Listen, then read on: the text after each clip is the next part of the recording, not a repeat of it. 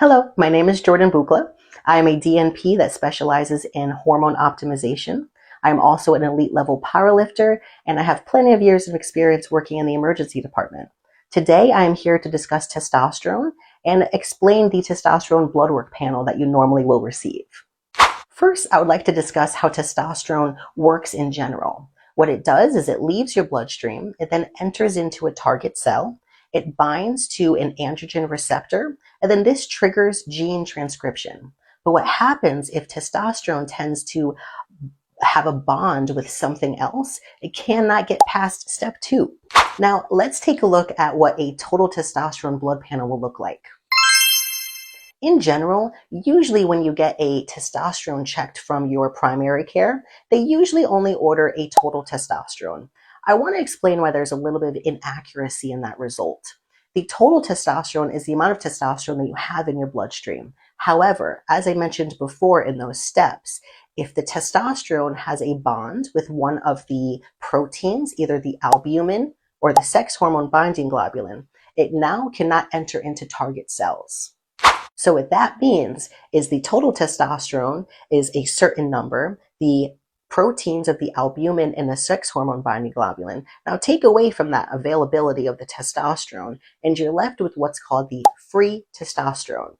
That testosterone is the usable testosterone that is available to enter into target cells. Now, what is the bioavailable testosterone?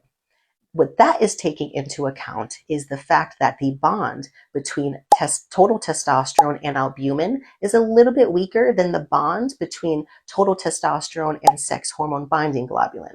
The SHBG is quite a monster. When it binds to the total testosterone, it really takes it up.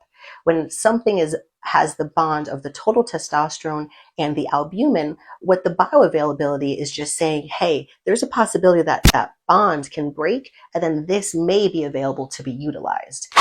So basically, the bioavailable testosterone is the what if, and the free testosterone is the what is. So really, when we think about symptoms in relation to a testosterone value, what's really going to be hyper focused on is the free testosterone. So in this case, you can see it's far less than the total testosterone that's available. So some people come to me and they're like, I want a 1200 total. That's great and all, but really if you have a high SHBG, that protein will bind to your total testosterone and it'll take it up from being able to be utilized from your free testosterone. Now, how can I get my SHBG lower? There's a few things that factor into a high SHBG. Sometimes if your alcohol intake is too much, I know, it's the holidays, I know. Or if your caffeine intake is a little bit too much, I know, you're tired, I get it. Some things that can help decrease your SHBG are some supplements such as boron, magnesium, and even eating more cruciferous vegetables. That would include Brussels sprouts, kale, cauliflower, broccoli. So in summary, the total testosterone is the amount of testosterone that's in your blood. It then binds to two proteins called the albumin and the sex hormone binding globulin. And what's left over from those bonds that they have will be the free testosterone. And that number is what we want to hyper focus on in relation to symptoms of low testosterone. If you're interested in getting your blood work panel done, we can sit down for a consultation and really work through it together.